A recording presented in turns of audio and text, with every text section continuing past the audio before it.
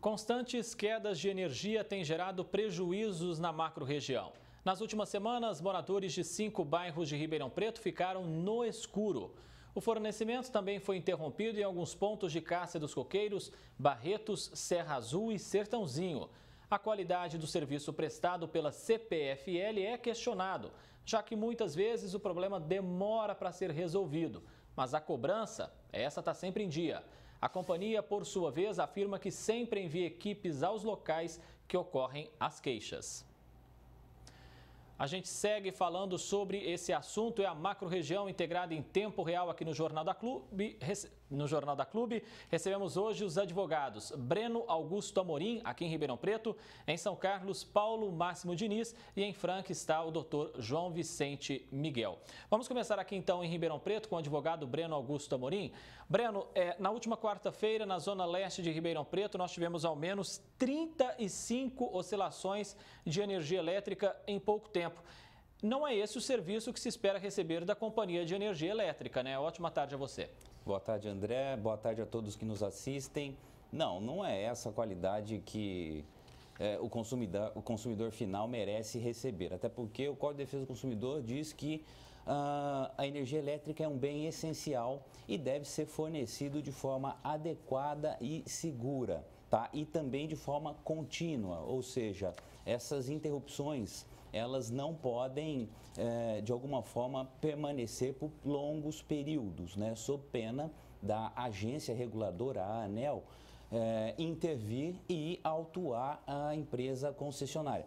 É bom que se diga que, além de um serviço essencial e contínuo, né, obviamente, no período de verão, aos finais do ano, né, naturalmente há uma sobrecarga, um uso maior, né, e essas concessionárias, elas devem estar preparadas para isso, né, fazendo investimentos adequados, principalmente nas linhas de transmissão e distribuição de energia elétrica, para que possa, de algum modo, aguentar, né, esse consumo a mais que todo final de ano existe. E, além disso, nós temos que repensar também a nossa matriz energética, né, que é aqui no interior do estado de São Paulo e na região sudeste, muito dependente da energia hidrelétrica. Então, há que se pensar numa política nacional que modifique aí, altere e amplie a matriz energética do nosso país. Doutor Breno, a gente volta a se falar em instantes. Deixa eu ir a São Carlos, lá está o Paulo Máximo Diniz. Paulo, aí em São Carlos não é diferente. No bairro Recreio dos Bandeirantes, por exemplo, a energia oscilou 9 vezes no último dia 13 de novembro até acabar por completo. O problema, segundo os moradores por lá, é recorrente. Aí vem a pergunta, é preciso também haver uma cobrança do poder público, da Câmara, da Prefeitura, para resolver de vez esse problema? Ótima tarde ao senhor. Boa tarde André, boa tarde a todos que nos ouvem. Sim, se a má prestação de serviço da concessionária gera um dano, o consumidor deve ser ressarcido. Agora, a prefeitura não tem o condão de ser responsabilizado por isso, porque essa responsabilidade da prestação de serviço é da concessionária. Então, se a concessionária de energia elétrica não presta o serviço adequado, ela que deve ser responsabilizada. E o processo administrativo dentro da concessionária de energia elétrica, ela deve ser feito de forma em que comprove o dano do consumidor. E a concessionária, que é responsável, deve arcar com esses prejuízos.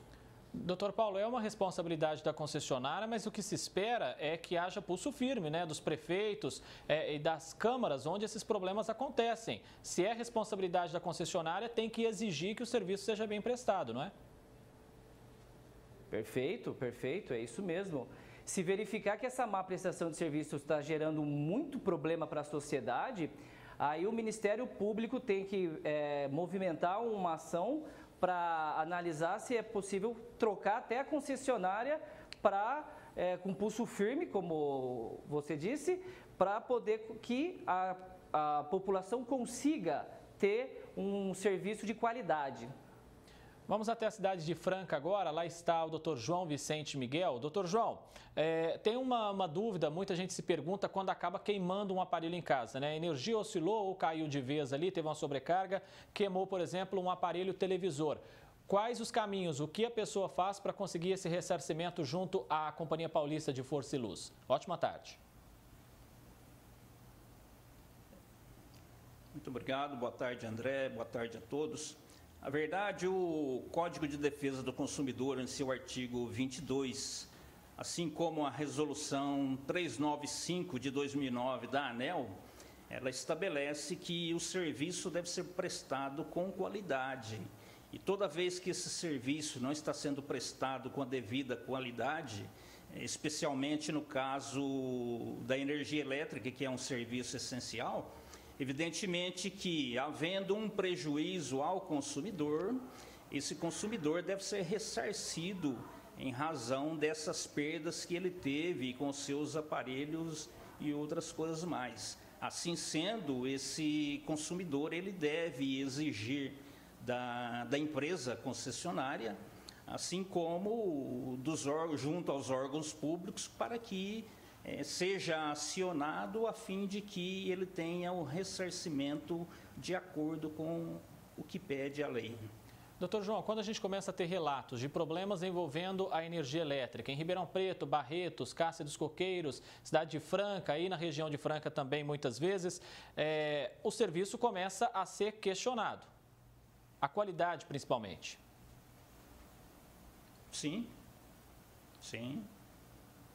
Exatamente como nós acabamos de falar. Se existe um problema de qualidade do serviço essencial, especialmente com relação à continuidade, evidentemente que os órgãos públicos devem ser acionados, talvez não, vamos dizer, PROCON, Ministério Público, né, para que tome as providências necessárias para fazer com que essa concessionária tenha as punições que forem cabíveis.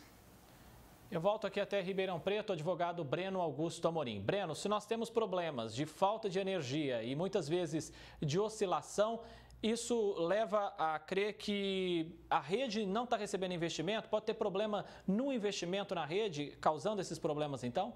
Tudo indica que sim, né? É bom que se diga que o Brasil vem sofrendo com o problema de falta de energia já há um bom tempo, né? E ao longo do tempo esse problema vem crescendo.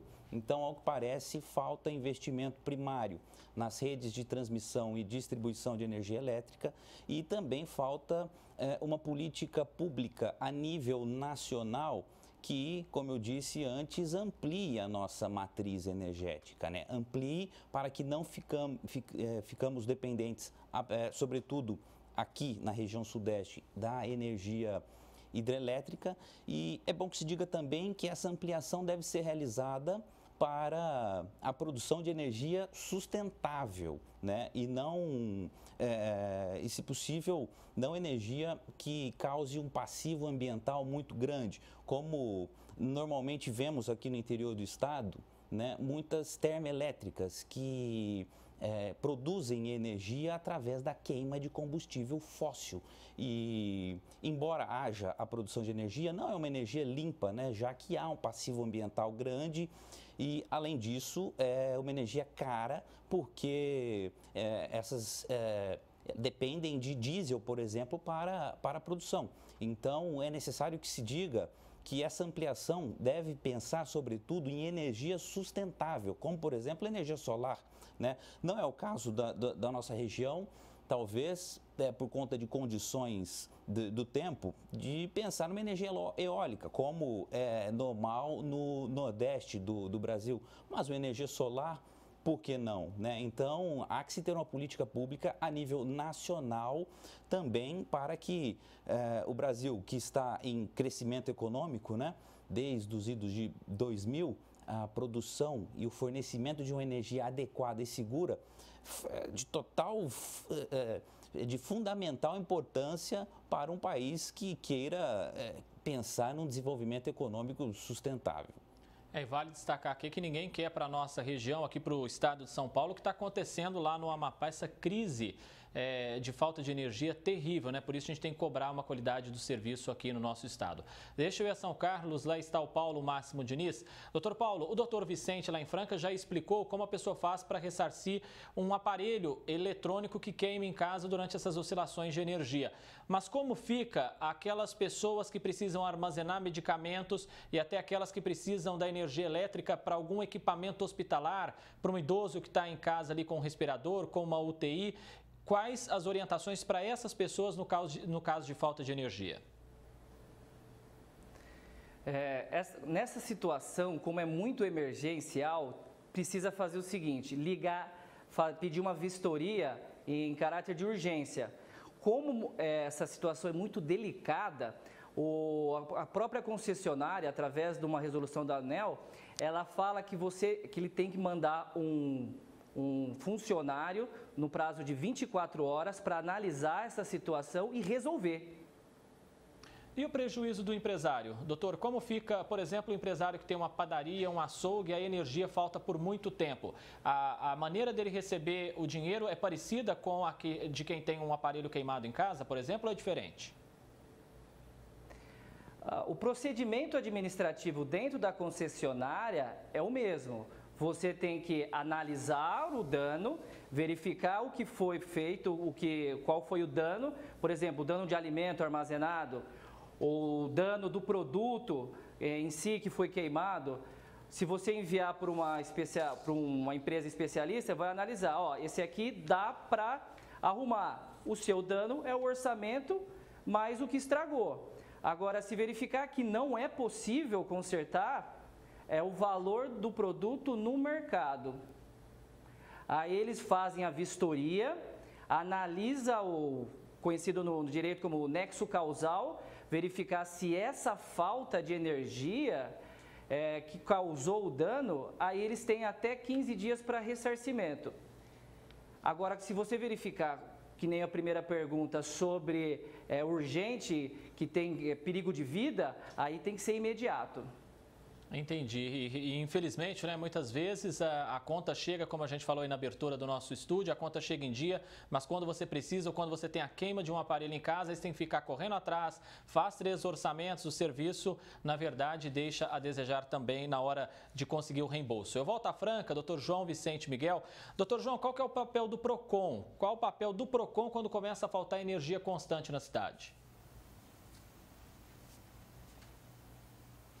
Na verdade, o órgão de defesa do consumidor, ele vai receber aquela reclamação de um determinado consumidor e certamente vai chamar para uma audiência de conciliação.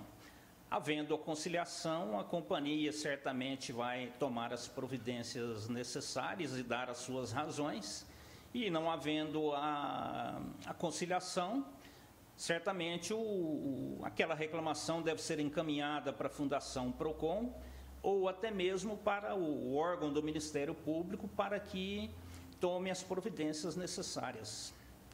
Tá certo. Integraram a macro-região na edição deste sábado do Jornal da Clube os advogados Breno Augusto Amorim, aqui em Ribeirão Preto, em São Carlos, Paulo Máximo Diniz e em Franca, doutor João Vicente Miguel. Muito obrigado a todos pela participação.